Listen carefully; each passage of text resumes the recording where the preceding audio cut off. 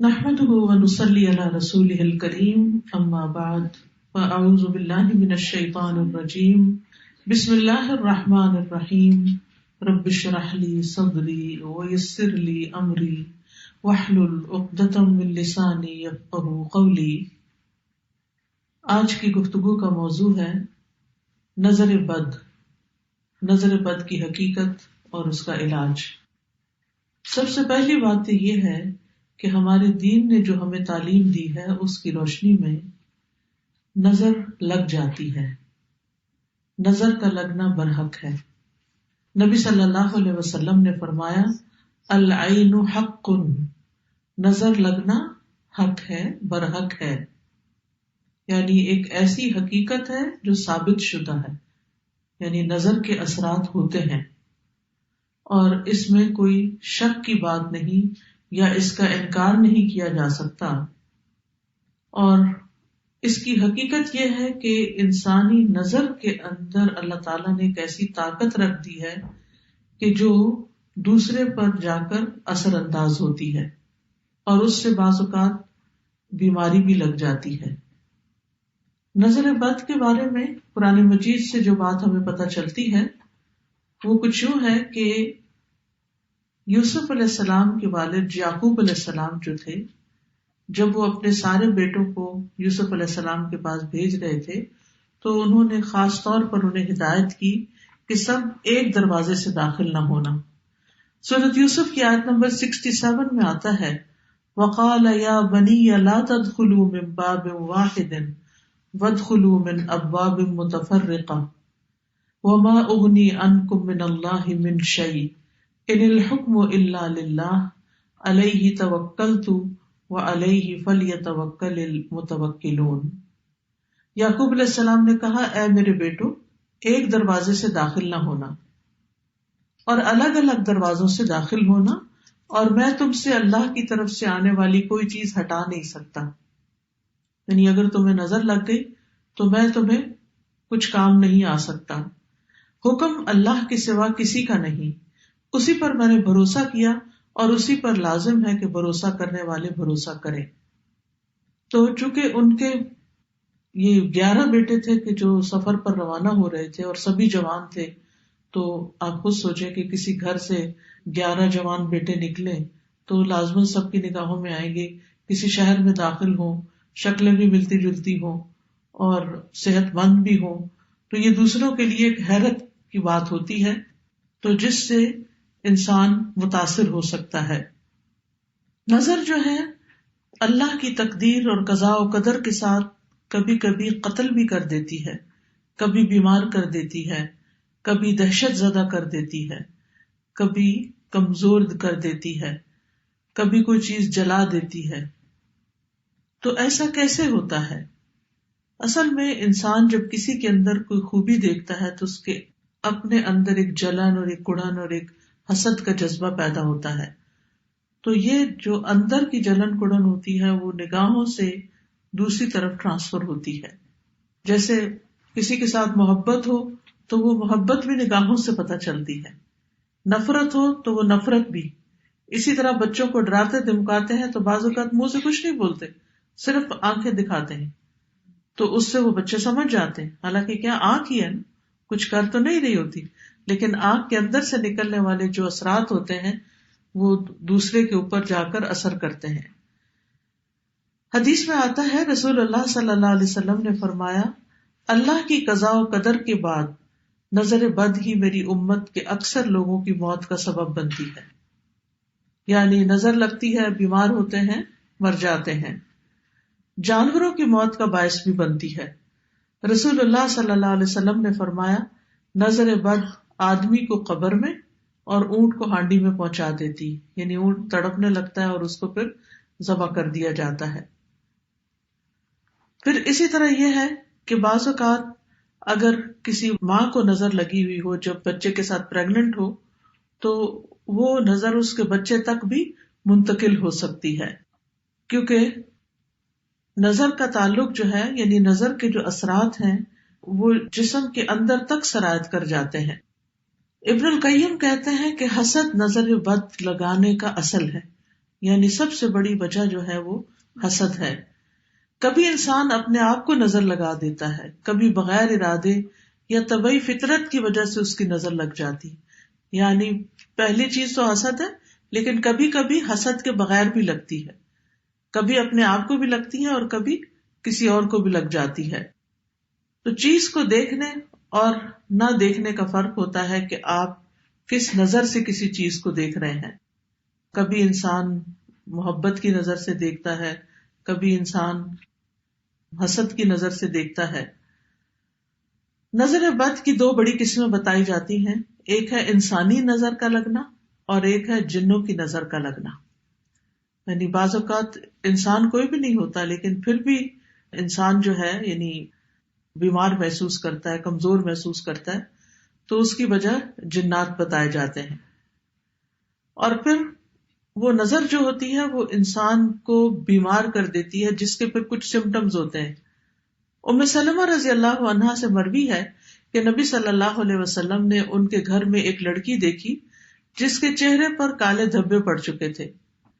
تو آپ نے فرمایا کہ اس پر دم کرو کیونکہ اسے نظر بد لگ گئی ہے. یعنی اس سے انسان کے خون کے اندر ایسے کیمیکل چینجز واقع ہوتے ہیں کہ اسکن ڈیزیزز بھی ہو سکتی ہیں.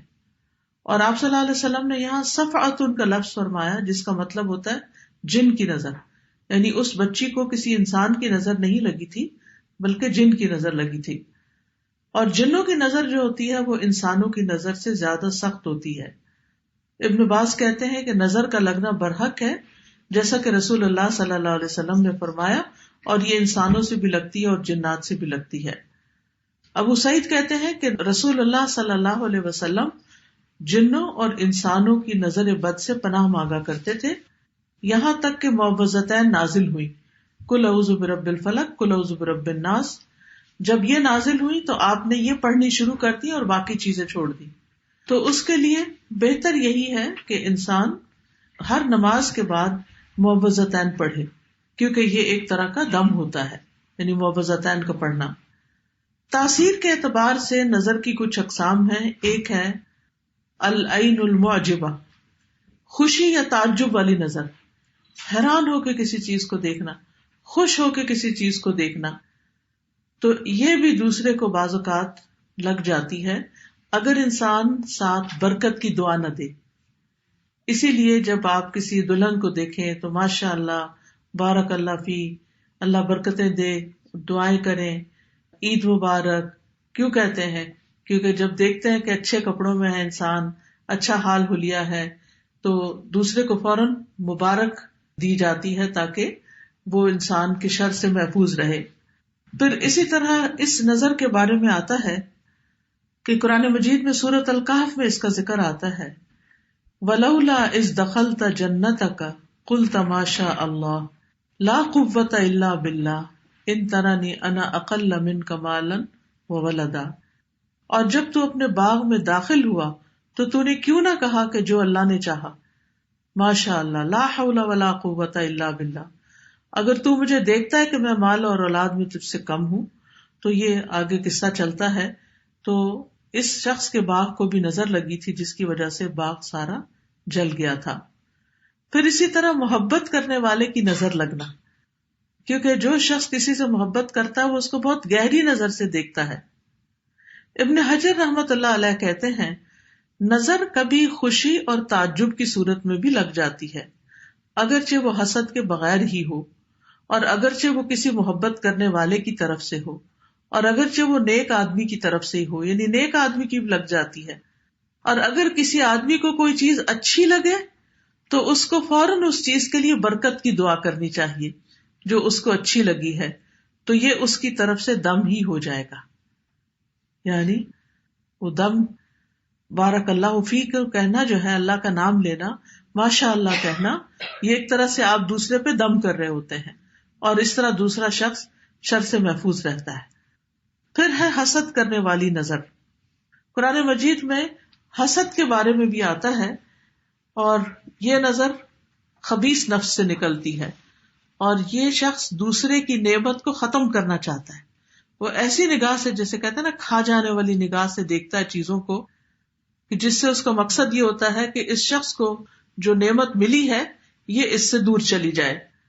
پھر اسی طرح بیمار کر دینے والی نظر، یہ وہ نظر ہے جو بیماری کی تاثیر کے ساتھ اثر انداز ہوتی ہے اور اس کے نتیجے میں مختلف طرح کی بیماریاں لگ جاتی ہیں. ابو ذر رضی اللہ عنہ کہتے ہیں کہ رسول اللہ صلی اللہ علیہ وسلم نے فرمایا، بے شک نظر بد آدمی کو اللہ کے حکم سے دیوانہ کر دیتی ہے. یعنی اگر اللہ کا اذن ہو جائے، جیسے اور جسمانی بیماریاں ہوتی ہیں تو وہ بعض جو ہے وہ ایک سے دوسرے سے تیسرے میں ٹرانسفر ہوتی رہتی ہیں اللہ کے اذن سے، تو اسی طرح یہ نظر بھی اور اس قسم کی بھی تکلیف دہ چیزیں جو ہیں وہ دوسرے تک پہنچتی ہیں. جی، پھر ہے عضو کو بیکار کر دینے والی، معطل کر دینے والی نظر، العین المعطلہ، یعنی دوسرے کا کوئی حصہ جسم کا کام کرنا چھوڑ دیتا ہے، یعنی جب نظر لگتی ہے اور بعض اوقات ہمیشہ کے لیے بیکار ہو جاتا ہے. پھر اسی طرح زہریلی یا آگ والی نظر ایک ہوتی ہے جو اتنی شدید ہوتی ہے کہ انسان مرنے پہ نوبت آ جاتی ہے. اسمعی کہتے ہیں کہ میں نے ایک آدمی کو دیکھا جس کی نظر بہت زیادہ لگتی تھی کہ اس نے کسی گائے کے متعلق سنا، اس کو اس کے دودھ کی دھار کا نکلنا اچھا لگا. اس نے کہا ان میں سے کون سی گائے ہے؟ تو انہوں نے کہا کہ یہ تو فلاں گائے ہے. اصل گائے کا نہیں بتایا تاکہ اس کو نظر نہ لگے. تو کہتے ہیں کہ دونوں کو ہی نظر لگ گئی. تو اسمعی کہتے ہیں جب میں کوئی ایسی چیز دیکھتا ہوں جو مجھے اچھی لگتی ہے تو میں محسوس کرتا ہوں کہ میری آنکھوں سے ایک تپش اور ایک حرارت سے نکلی، یعنی میری آنکھ گرم ہو گئی. تو اس لیے اگر کبھی یہ محسوس ہو تو ساتھ ہی دوسرے کے لیے ماشاء اللہ، بارک اللہ، اس طرح کے لفظ جو ہیں، اور اردو میں بھی جیسے وہ دعا دے سکتے ہیں کہ اللہ تعالیٰ برکت دے، اللہ تعالیٰ ہر نظر سے بچائے، ہر شر سے بچائے، تاکہ دوسرا شخص جو ہے وہ اس تکلیف سے محفوظ رہے. تو نظر بد کی کچھ وجوہات ہوتی ہیں. سب سے پہلی بات یہ یاد رکھنی چاہیے نظر کے سلسلے میں کہ جو کچھ ہوتا ہے اللہ کے حکم سے ہوتا ہے، اللہ کے اذن سے ہوتا ہے. قرآن مجید میں آتا ہے ما اصاب من مصیبت الا باذن اللہ ومن یؤمن باللہ یہدی قلبہ واللہ بکل شیء علیم. جو مصیبت بھی آتی ہے وہ اللہ کے اذن سے آتی ہے، اور جو شخص اللہ پر ایمان لائے تو اللہ اس کے دل کو ہدایت بخش دیتا ہے، اور اللہ ہر چیز کو جاننے والا ہے. یعنی اگر انسان یہ بات سمجھ جائے کہ کوئی بھی تکلیف کسی بھی طرف سے جو پہنچی ہے مجھے، یہ اللہ کے حکم سے، تو کیا مطلب ہے اللہ کے حکم سے؟ اللہ تعالیٰ کا حکم کیوں ہو جاتا ہے کہ کسی کو تکلیف پہنچے؟ تو اس سے بھی انسان کو دراصل کچھ سکھانا مطلوب ہوتا ہے. اب دیکھیے کہ سونا اس وقت تک چمکتا نہیں، خالص نہیں ہوتا جب تک اس کو آگ پہ تپایا نہیں جاتا. کھانا اس وقت تک پکتا نہیں اور اچھا نہیں پکتا جب تک اس کو آگ پہ چڑھایا نہیں جاتا. اسی طرح انسان بھی اس وقت تک میچور نہیں ہوتا، سمجھدار نہیں ہوتا جب تک کہ وہ مختلف طرح کے مسائل سے، مختلف طرح کی تکلیف دی چیزوں سے، پریشانیوں سے گزرتا نہیں. بہت سے حالات اور بہت سے واقعات ایسے ہوتے ہیں کہ جو انسان کو بہت میچور کر دیتے ہیں. آپ دیکھیں کہ وہ بچے جو بچپن میں بہت سے مسائل سے گزرتے ہیں، بڑے ہو کر بڑے بڑے مسئلے ان کو کچھ مسئلہ نظر نہیں آتے، لیکن جو بچے بچپن میں پیمپرڈ ہوتے ہیں، پروٹیکٹڈ پلتے ہیں، بہت لاڈ پیار سے پلتے ہیں، بڑے ہو کر انہیں چھوٹی سی چیز بھی بہت زیادہ تکلیف دیتی ہے. آپ دیکھیے کہ ہمارے بچے، ہم جن کو ہر وقت کبھی موزے پہناتے ہیں، کبھی ان کا سر ڈھانکتے ہیں، کبھی ان کو ایک چیز میں لپیٹتے ہیں، کبھی دوسری میں، انہیں کو ٹھنڈ زیادہ لگتی. لیکن جو غریبوں کے بچے ہوتے ہیں جن کے پاس پورا کپڑا بھی نہیں ہوتا، وہ گلی بازار میں سردی کے موسم میں، گرمی کے موسم میں ننگے پاؤں پھر رہے ہوتے ہیں اور ان کو پرواہ بھی نہیں ہوتی. تو یؤمن باللہ یہدی قلبہ کا مطلب کیا ہے؟ عبداللہ بن مسعود اس بارے میں کہتے ہیں کہ یہ وہ شخص ہے کہ اگر اس پر کوئی مصیبت آ پڑے تو وہ اس پر بھی راضی رہتا ہے، بلکہ سمجھتا ہے یہ اللہ ہی کی طرف سے ہے. پھر اسی طرح سورۃ التوبہ سے یہ پتہ چلتا ہے کہ ہر بیماری، تکلیف کا آنا تقدیر کا حصہ ہے. قل لن یصیبنا الا ما کتب اللہ لنا، کہہ دیجئے ہمیں کوئی نقصان ہرگز نہیں پہنچے گا مگر جو اللہ نے ہمارے لیے لکھ دیا. یعنی کسی کی نظر ہمیں نہیں لگ سکتی سوائے اس کے کہ اللہ نے ہمارے لیے لکھ دی کہ وہ لگے.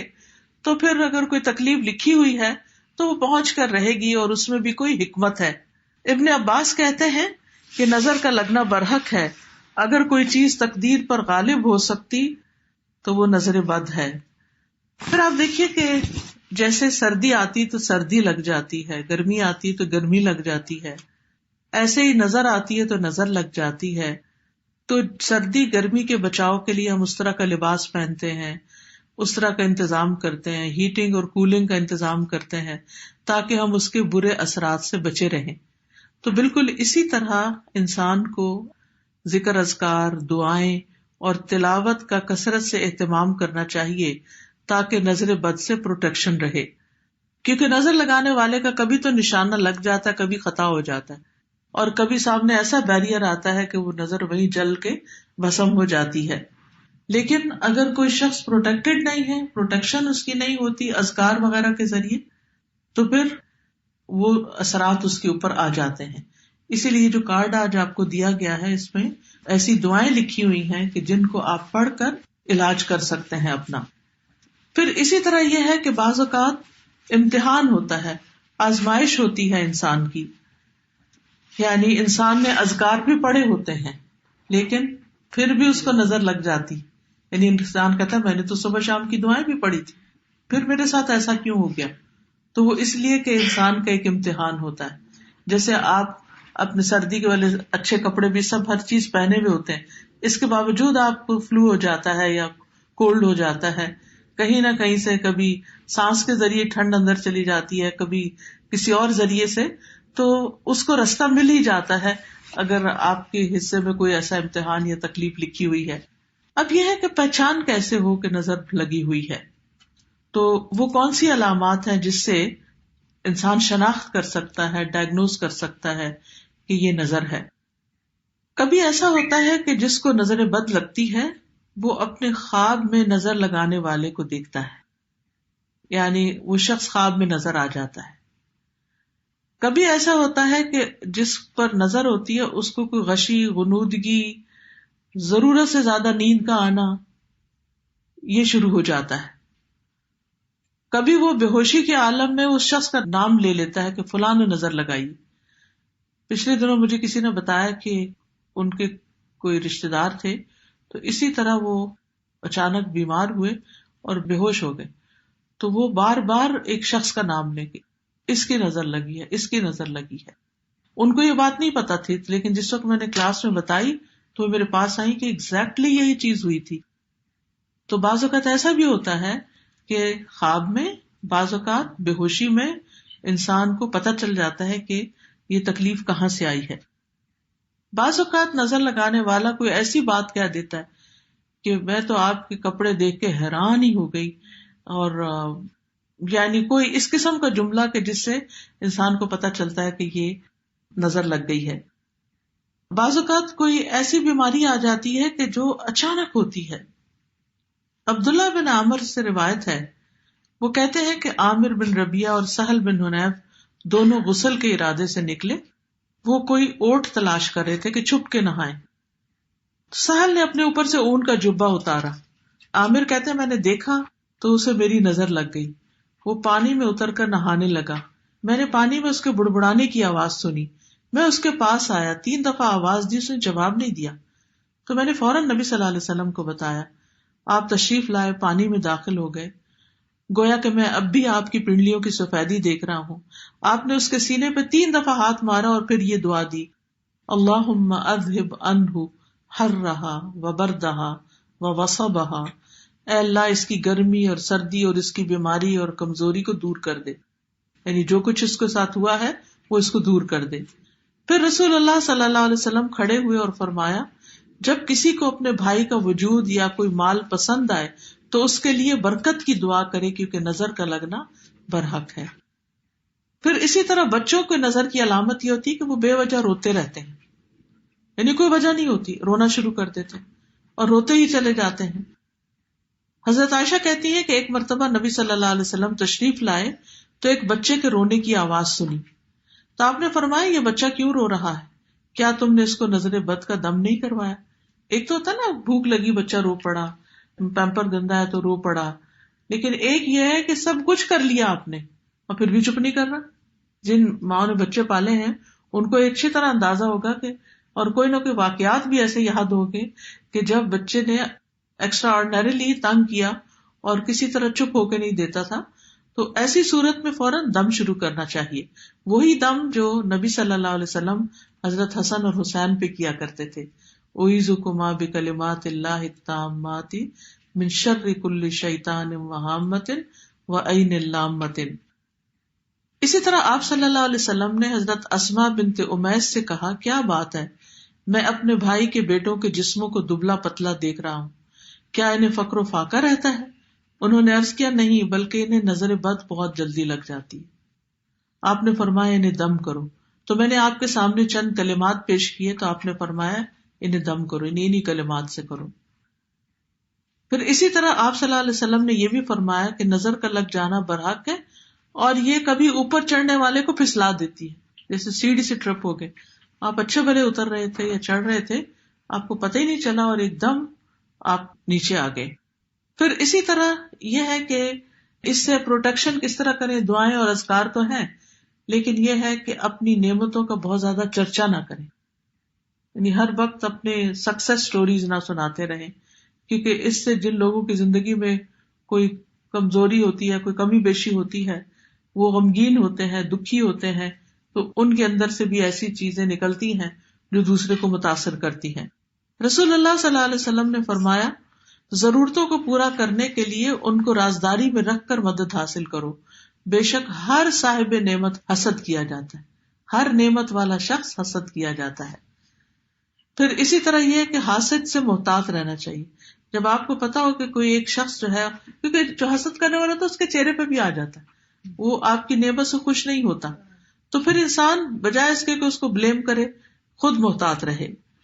پھر اسی طرح مال میں کچھ اچھا لگے تو ماشاء اللہ لا قوت الا باللہ کہے، اور اگر اس کے علاوہ کوئی چیز اچھی لگے تو بارک اللہ کہے. پھر اسی طرح نظر بد سے بچنا ممکن ہے، اور اس کے لیے صبح و شام کی دعائیں پڑھی جائیں اور قرآن سے علاج کیا جائے، کیونکہ قرآن مجید جو ہے وہ شفا ہے. سورۃ فصلت میں آتا ہے، قل هو للذین آمنوا ھدی وشفاء، کہہ دیجئے یہ ان لوگوں کے لیے جو ایمان لائے ہدایت اور شفا ہے. سورۃ الاسراء میں آتا ہے، وَنُنَزِّلُ مِنَ الْقُرْآنِ مَا هُوَ شِفَاءٌ وَرَحْمَةٌ لِّلْمُؤْمِنِينَ وَلَا يَزِيدُ الظَّالِمِينَ إِلَّا خَسَارًا. اور ہم قرآن میں جو کچھ نازل کرتے ہیں وہ مومنوں کے لیے تو شفا اور رحمت ہے، مگر ظالموں کے خسارے میں ہی اضافہ کرتے ہیں. تو قرآن سے علاج کس طرح ہوگا؟ سورۃ الفاتحہ پڑھیے، کیونکہ سورۃ الفاتحہ کا نام ہی شفا ہے. آیت الکرسی پڑھیے، البقرہ کا پہلا اور آخری رکوع پڑھیے، معوذتین پڑھیے اور دم کر دیجیے. یہ آپ خود بھی کر سکتے ہیں، اس کے لیے ضروری نہیں ہوتا کہ آپ کسی کے پاس ہی جائیں، لیکن بعض اوقات اتنی شدید ہوتی ہے کہ کسی عامل کے پاس جانا ہی پڑتا. عامل وہ جو قرآن و سنت کے مطابق علاج کرے. یہ بالکل ایسے ہی ہے. کچھ بیماریاں ایسی ہوتی ہیں کہ گھر میں آپ ٹوٹکے وغیرہ کر کے، مثلا سر درد ہوئی، آپ نے سر کو تیل لگا لیا، تھوڑا سا پریشر پوائنٹ پہ دبا لیا، تھوڑی واک کر لی، تھوڑا پانی پی لیا، تو کیا ہوتا ہے؟ درد سبسائڈ ہو جاتا ہے. لیکن بعض درد سبسائڈ نہیں ہوتے، آپ ٹیبلٹ بھی کھا لیتے ہیں پھر بھی نہیں جاتے. عام طور پہ ہم سر درد پہ کہاں ڈاکٹر کے پاس جاتے ہیں کہ جی میرے سر میں درد ہو رہا ہے، مجھے دوا دے دیجیے. وہ کہیں گھر میں پیناڈول یا کوئی اور اس طرح کی دوا ہے تو وہ کھا لو، کوئی بھی پین کلر جو ہے، اور ہم خود ہی کھا لیتے. لیکن آپ نے دیکھا ہوگا کہ کچھ درد پین کلر کھانے سے بھی نہیں جاتے. پھر لگتی ہے انسان کو فکر کہ اب میں جاؤں کسی ڈاکٹر کے پاس. ڈاکٹر آپ کو دیکھتا ہے، اس کو سمجھ نہیں آتی، وہ آپ کو کس کے پاس بھیجتا ہے؟ اسپیشلسٹ کے پاس. ٹھیک ہے نا، اسپیشلسٹ کے پاس بھیجتا ہے. بالکل اسی طرح روحانی بیماریوں میں بھی پہلے آپ خود ٹوٹ کے کریں کہ آپ سورۃ فاتحہ پڑھ کے دم کریں، یہ جو میں نے آپ کو اذکار بتائے ہیں. اگر نہیں تو آپ کسی سے مشورہ کریں، کوئی اور جو آپ سمجھتے ہیں کہ یہ زیادہ اسٹرانگ ہے مجھ سے ایمان میں، یا اس کو زیادہ اچھا قرآن پڑھنا آتا ہے، اس سے کہیں کہ وہ آپ کو کرے.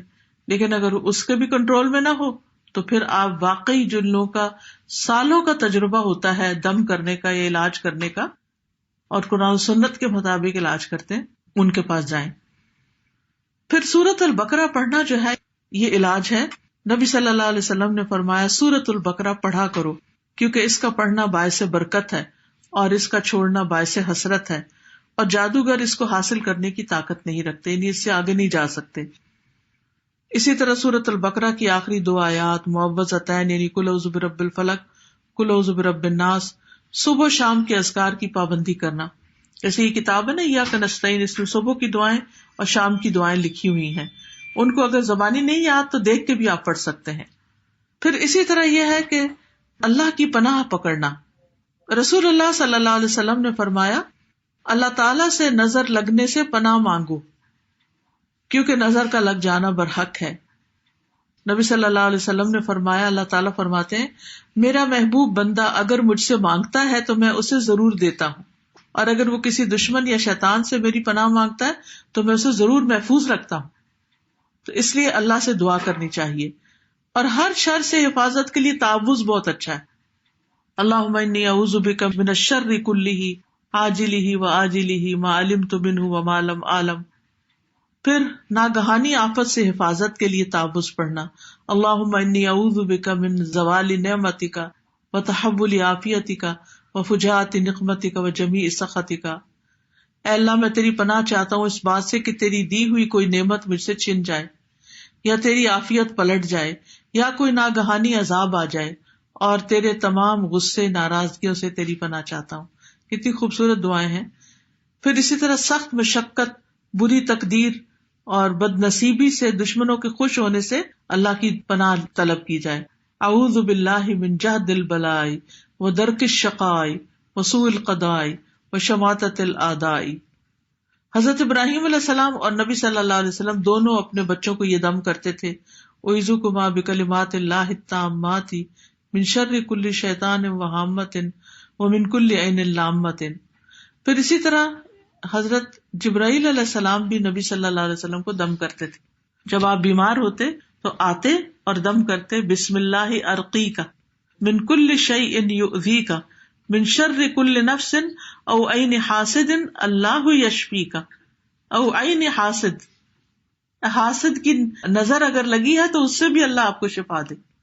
تو اگر جبریل جو مقرب فرشتے ہیں اور نبی صلی اللہ علیہ وسلم جو مقرب رسول ہیں ان پہ وہ دم کر رہے ہیں تو ہمارے لیے کیا حکم ہے؟ یعنی ہمیں بھی ان آیات سے پڑھ کے دم کرنا چاہیے۔ پھر اسی طرح یہ ہے کہ بیماری سے شفا کی جو دعائیں ہیں اس کا بھی ایک کارڈ بنا ہوا ہے، شفا کی ساری دعائیں اکٹھی کی گئی ہیں، ایاک نستعین میں بھی ہوگا۔ اگر کوئی شخص بیمار پڑ جاتا ہے اور صرف ایک دفعہ دم کرنے سے اس کا علاج نہیں ہوتا تو صبح شام پھر آیات شفا اس پر پڑھے۔ اور اس میں یہ دعا بھی ہے اسأل اللہ العظیم رب العرش العظیم ان یشفیہ، میں عظمت والے اللہ جو عرش عظیم کا رب ہے سوال کرتا ہوں کہ وہ تمہیں شفا عطا کرے، تو اللہ اس شخص کو جلد شفا عطا کرے گا۔ نظر بد کا ایک خاص علاج بھی ہے، اور وہ ہے نظر لگنے پر غسل کرنا۔ اور غسل کرنے کا مطلب کیا ہے کہ جس کی نظر لگی ہے اس سے غسل کا پانی لے کے اب دوسرے جس کو لگی ہے اس کے جسم پر بہانا۔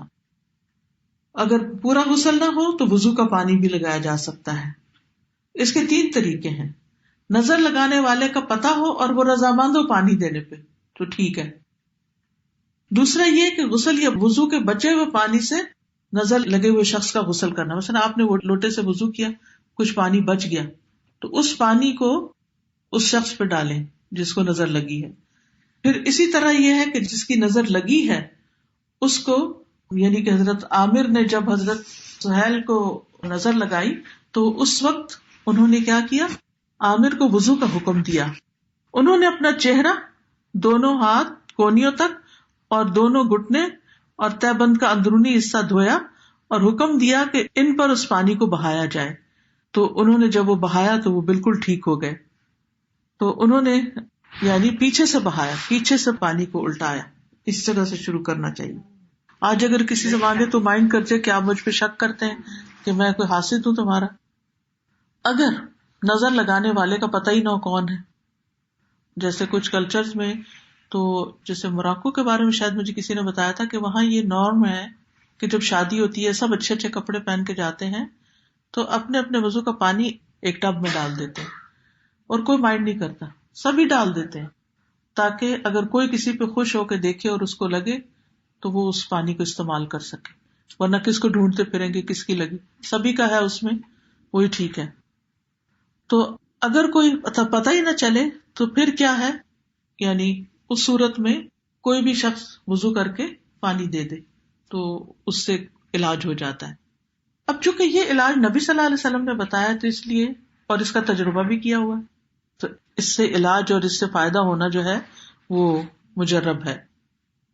پھر اسی طرح جھوٹے پانی میں بھی شفا ہوتی, یعنی جس کی نظر لگی ہے اگر اس کا پیا ہوا پانی مریض کو پلا دیا جائے, یعنی گلاس میں پانی پی کے رکھا ہے اس نے تو وہ اٹھا کر اس مریض کو پلا دیا جائے تو اس سے بھی فائدہ ہوتا ہے, یا قہوہ یا کوئی بھی اس کی بچی ہوئی چیز جو ہے وہ استعمال کی جا سکتی ہے.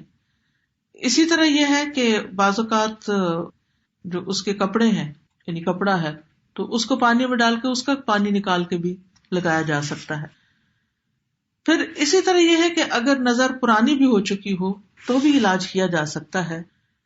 پھر اسی طرح بیری کے پتوں سے علاج, بیری کے 7 پتے لے کے, کم از کم 7, زیادہ بھی ہو تو مٹھی بھر کے بھی ڈال سکتے ہیں, پانی میں ڈال کے 7 مرتبہ سورۃ فاتحہ, 21 مرتبہ آیت الکرسی, 7 مرتبہ معوذات, قل هو اللہ, قل اعوذ برب الفلق, قل اعوذ برب الناس, تو یہ پڑھ کے, اور پھر یہ کچھ آیتیں ہیں, ود کثیر من اہل الکتاب لو یردونکم من بعد ایمانکم کفارا, سورۃ البقرہ کی آیت نمبر 109 ہے, سورۃ النساء کی آیت نمبر 54 ہے, سورۃ طٰہٰ کی 133 ہے, سورۃ کہف کی 39 ہے, سورۃ ملک کی 1-4 ہے, سورۃ قلم کی 51 ہے, اور سورۃ بنی اسرائیل کی 82, سورۃ شعراء کی 80 اور سورۃ فصلت کی 44. ان سب میں نظر کا ذکر آتا ہے, یعنی نظر سے متعلق آیات میں کوئی نہ کوئی چیز آتی. تو ان آیتوں کو پڑھ کے لاؤڈلی اس پانی کو انسان تھوڑا سا پی بھی لے, بیری کے پتوں کا پانی, اور اپنے اوپر بھی بہا لے, یہ پرانی نظر کو انشاءاللہ ٹھیک کر دے گا. لیکن جن چیزوں سے بچنا ضروری ہے وہ یہ کہ گلے میں کوئی چیز لٹکائی جائے یا بازو پہ باندھی جائے, یا غیر شرعی جھاڑ پھنکار کی جائے, یا کاہنوں اور نجومیوں وغیرہ کے پاس جایا جائے, یا کسی عامل ایسے کے پاس جائے جو عجیب و غریب قسم کی باتیں کرتا ہوں. تو بات یہ ہے کہ جب قرآن میں علاج موجود ہے تو پھر کہیں اور جانے کی ضرورت ہی کیا ہے. تو اللہ تعالیٰ سے دعا ہے کہ اللہ تعالیٰ ہمیں ہر بری نظر اور ہر شر سے محفوظ رکھے اور ہمیں شفاء کاملہ عطا فرمائے. اب اگر کسی کا کوئی سوال ہو تو میں حاضر ہوں, یا کوئی کچھ کہنا چاہے تو کہیں. استاذہ جیسے ابھی آپ نے فرمایا کہ کسی کو دیکھتے ہیں تو ہم بہت تعریف کر دیتے ہیں, اور جیسے دوسرے نے آپ کو کی اس نے نہیں کہا ماشاءاللہ, تو اس کو یاد دلا دیں. جی ہاں, یاد دلا دیں یا خود کہہ دیں. یعنی اگر کوئی ایسے باتیں کر رہا ہے اور ماشاءاللہ کہہ ہی نہیں رہا تو آپ ساتھ کہنا شروع کر دیں, ماشاءاللہ, بارک اللہ فیک, اللہ تعالیٰ نظر بد سے بچائے. یعنی اگر کوئی آپ کو دیکھ کے تعریف کیے جا رہا ہے تو, یا آپ کو دیکھا ہی چلے جا رہا ہے تو اس صورت میں اپنے لیے خود بھی پڑھ سکتے ہیں. اور کوئی چیز؟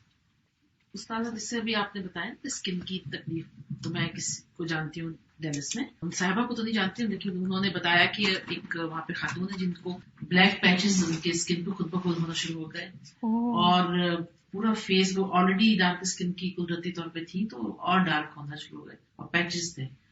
تو ڈاکٹر کو کچھ سمجھ نہیں آیا, تمام علاج کر کے دیکھ لیا انہوں نے, اور پھر اس کے بعد وہ بیچاری مطلب مجبور ہو گئی, جو حالات تھے ان کے.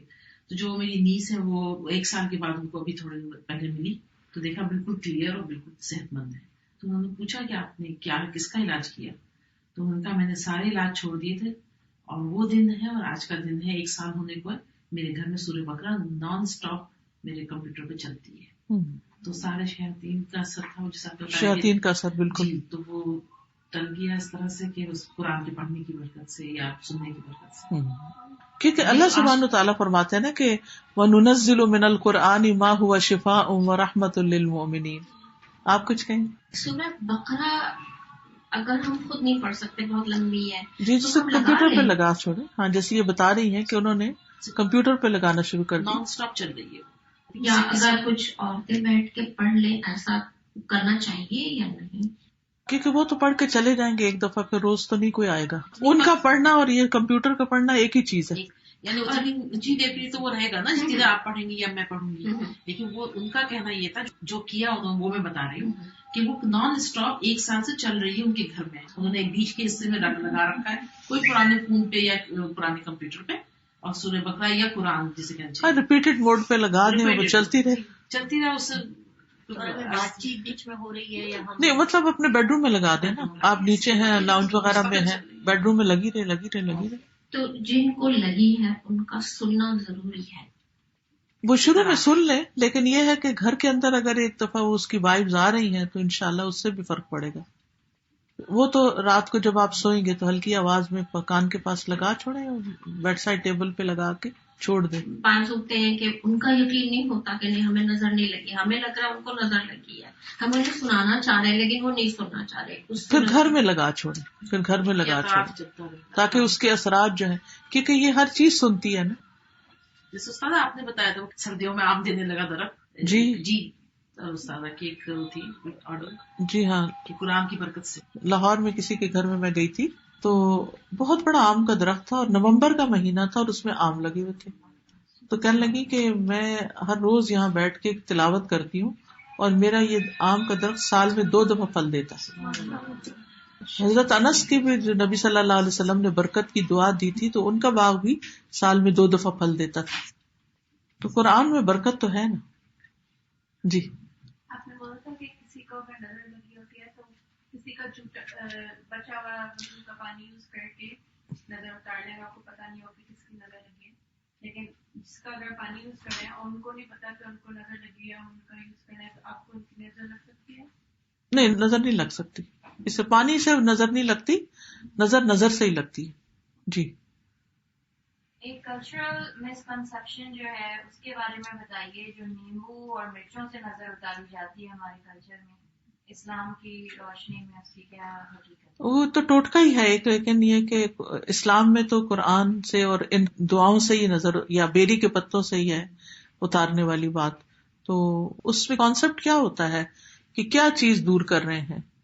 وہ کہتے ہیں کہ مرچوں کو جیسے 7 دفعہ گھما کے اور ان کو جلایا جائے تو چولہے کے اوپر دیکھتی آنکھ کے اوپر جلایا جائے. ہو سکتا ہے کہ اس سے جو دھواں نکلتا ہے وہ کڑوا ہوتا ہو اور وہ شیاطین بھاگ جاتے ہوں. اگر نظر لگی ہوئی ہوتی ہے تو مرچوں کی اسمیل نہیں ہوتی. اچھا. اور اگر ہوتی ہے تو آپ کو پتا ہی ہے مرچیں اگر رکھی جائیں تو پورے گھر میں جو ہے اسمیل لگ جاتی ہے. کچھ کہہ نہیں سکتے کیونکہ یہ لوگوں کے تجربے کی بات ہے, اور جو نبی صلی اللہ علیہ وسلم نے بتایا وہ تو وحی کے ذریعے ان تک آیا ہے. ہماری امی کے زمانے میں جیسے وہ گوشت وار کے کہتی تھیں کہ چیلوں کو ڈال جانور کھا لیں گے, اگر کھا لیا تو ہے اور اگر چھوڑ دیا تو نظر نہیں ہے, پتہ نہیں کچھ دوسرے کلچر سے یہ چیزیں آئی ہیں نا, یہ دوسرے کلچر سے آئی. جی جو جیسے قرآن لگاتے ہیں گھر میں, تو از اٹ نیسسری کہ جہاں پہ لگی گیا وہاں پہ کوئی بیٹھ کے سن رہا ہو, یا از اٹ کہ مطلب گھر میں چل رہا ہے تو گھر میں چل رہا ہے, کان میں پڑ رہا ہے تو کافی ہے. اور اگر شدت زیادہ ہے مرض کی, بیڈ ریڈن ہے مریض, یعنی بستر پہ ہے, تو اس کے پاس لگانا ضروری ہے. اس کے کان کے پاس ہلکی آواز میں لگی رہے کافی. تو یہ چند چیزیں آپ کی خدمت میں پیش کرنی تھی. آخر دعوانا الحمد للہ رب العالمین. سبحانک اللہم و بحمدک, اشہد ان لا الہ الا انت, استغفرک و اتوب الیک. السلام علیکم و رحمۃ اللہ.